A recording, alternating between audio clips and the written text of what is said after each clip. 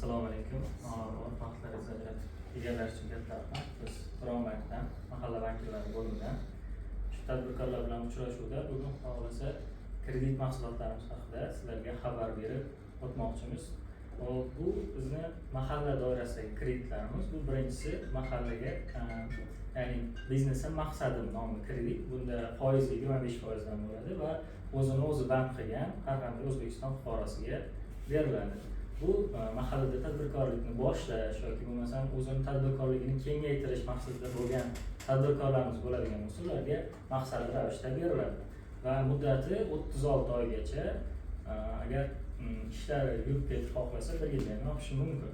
Undan keyingi kredit mahsulotimiz bu biznes gap birinchi qadam, ya'ni mahalla loyihasi deb nomlanadi va bunda foiz 25%, lekin muddati 48 oygacha bo'ladi. Nimaga bu muddat uzoqroq va summasi 50 milliongacha? Chunki bu o'zimizning Bankka biriktirilgan, ya'ni mahallada yashovchi fuqaro bo'lishi kerak. Ana shunda summasi 50 million so'mgacha oshiriladi.